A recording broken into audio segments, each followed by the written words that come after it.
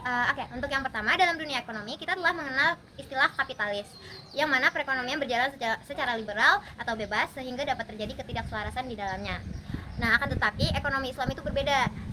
Ekonomi Islam menjamin keselarasan antara pertumbuhan ekonomi dengan keadilan distribusi. Dan ekonomi Islam juga tidak hanya mengutamakan kesejahteraan di dunia, namun juga kesejahteraan di akhirat atau falah melalui suatu tata kehidupan yang baik dan terhormat. Setelah itu, pada video kali ini kita juga akan menjelaskan mengenai pajak, zakat, dan juga wakaf. Untuk yang pertama ada definisi dari ekonomi Islam. Beberapa ahli mendefinisikan ekonomi Islam sebagai suatu yang mempelajari perilaku manusia dalam usaha untuk memenuhi kebutuhan dengan alat pemenuhan kebutuhan yang terbatas di dalam kerangka syariah Islam. Adapun kekayaan biasanya dipandang sebagai sesuatu yang akan menjauhkan umat manusia dari Allah Subhanahu wa taala.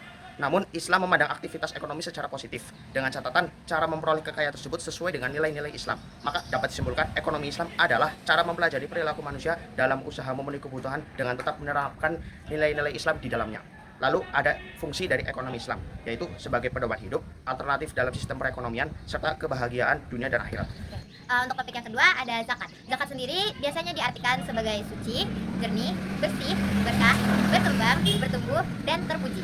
Kemudian zakat didefinisikan sebagai kewajiban manusia atas perintah Allah sebagai bentuk komunikasi dengan sesama manusia atau hablum minanas. Kemudian untuk landasan hukum zakat di Al-Quran, zakat disejajarkan dengan kewajiban sholat. Ini berdasarkan Quran surat Al-Baqarah ayat 43 dan surat Al-Baqarah lagi ayat 277. Dan menurut hadis, Islam dibangun di atas 5 perkara, diantaranya memberikan zakat. Hadis riwayat Bukhari. Untuk nisab dan ukuran zakat itu ada yang pertama, zakat logam berupa emas dan perak. Nisab emas itu sebesar 85 gram dan nisab perak sebesar 595 gram, dan ukuran zakatnya sendiri 2,5% dari jumlah emas dan perak.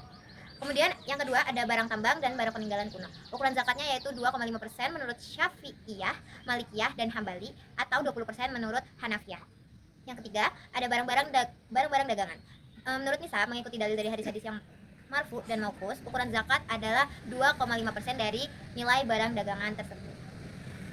Nah, selanjutnya yang keempat, ini ada zakat tanaman dan juga buah-buahan. Nisabnya yaitu 5 wasak atau 653 kg menurut mayoritas fuqaha. Dan ukuran zakatnya sendiri 1/10 untuk tanaman yang disiram tanpa biaya, 1/20 untuk tanaman yang disiram dengan biaya. Dan yang terakhir yaitu zakat ternak, nisabnya disesuaikan dengan jenis ternak, bisa unta, bisa sapi, bisa juga kambing. Untuk ukuran zakatnya bervariasi tergantung jenis ternak dan juga jumlah. Topik yang ketiga adalah wakaf. Definisi wakaf, wakaf adalah suatu pranata yang berasal dari hukum Islam yang berarti memenjarakan atau mewakafkan harta karena Allah.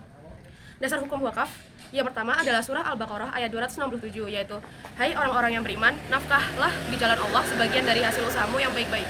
Yang kedua, surah Ali Imran ayat 92, yaitu kamu sekali-kali tidak sampai kepada kebaktian yang sempurna sebelum kamu menafkahlah sebahagian harta yang kamu cintai.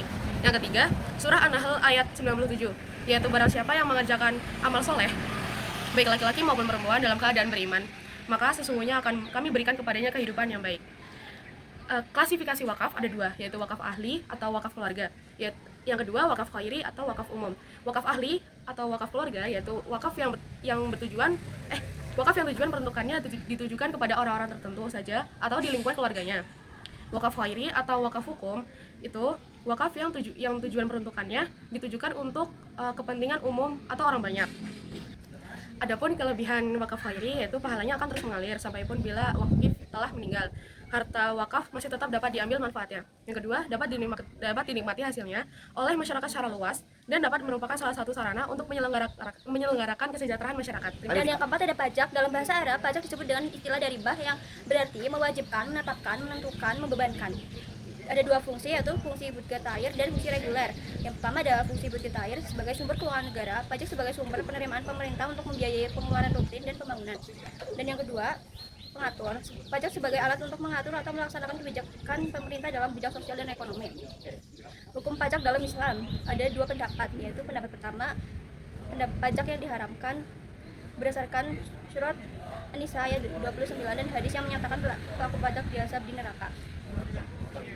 Dan pendapat kedua, pajak dihalalkan dalam kondisi tertentu, diwakili oleh ulama seperti Imam Al-Ghazali, Imam Syatibi, dan Imam Ibnu Hazm.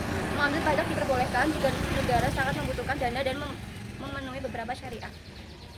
Dan berikutnya ada jenis-jenis pajak dalam Islam, yaitu ada jizyah, kharaj, dan usar.